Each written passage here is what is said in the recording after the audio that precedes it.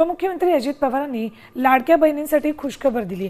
लाडक्या बहिणींकरता पुढच्या हप्त्यासाठी 3600 कोटींचा निधी मंजूर करण्यात आला।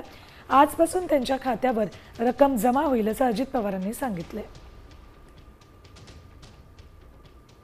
मंत्र्यांनी सूचना केलेली होती। आज जवळपास 3600 कोटी रुपये आमच्या लाडक्या बहिणींच्या करता या महिन्याचे आम्ही डीबीटीवर पाठवलेले आहेत। उद्या त्यांच्या अकाउंटला ते पैसे मिळतील आणि तोही एक महत्त्वाचा निर्णय आज झालेला आहे। दादा, लाडक्या बहिणीच्या वरतून विरोधक आरोप करतात की ही योजना हळूहळू बंद करण्याचा घाट जो आहे तो सत्ताधारी घालतात। फक्त निवडणुकींच्या पुरता ही योजना जी आहे ती समोर मी यंदाच्या वर्षी माझ्या माहितीप्रमाणे जेवढे अर्थसंकल्पामध्ये तरतूद करायला पाहिजे होती तेवढी तरतूद केलेली आहे।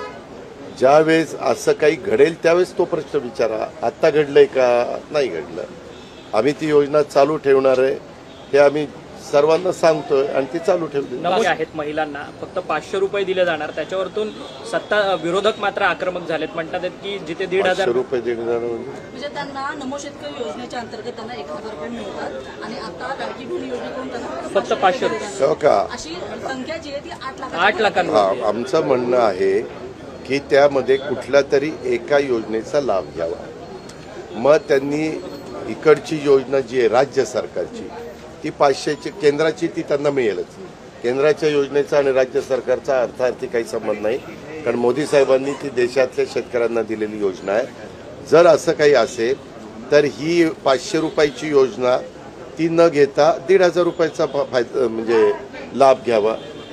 कुठला लाभ निवडायचा ते ऐच्छिक आपण आमच्या लाडक्या बहिणींवर सोपवले। दारांची पण मीटिंग असते, त्याच्यावर मी आता मीटिंगला खरं तर चाललेलो आहे। शेतकऱ्यांचे जे गारपिटीचे जे नुकसान भरपाईची जी रक्कम होती जवळपास 50 कोटीची, ती रक्कम तलाट्यांनी तहसीलदाराचा अकाउंट वापरून काढून घेतल्याचा एक प्रकार समोर आलेला आहे। अशा पद्धतीने शेतकऱ्यांचे त्याची चौकशी केली जाईल, असं कुणाला करता येणार नाही। तसं काही झालं असेल तर मी ॲग्रिकल्चर मिनिस्टर पण मला आता त्या ठिकाणी भेटतील, मदत पुनर्वसन मिनिस्टर पण भेटतील, कारण ती दोन्ही खाती राष्ट्रवादीकडे आहे। मी आता गेल्या त्यांना असं काही जालना जिल्ह्यात झालंय का आता गाडीतनं जातानाच कलेक्टरला पण फोन करीन की बाबा असं आमच्या एका पत्रकार भगिनीनं विचारलेलं आहे, तर त्याच्यात कितपत तथ्य आहे, खरं आहे का खोटं आहे।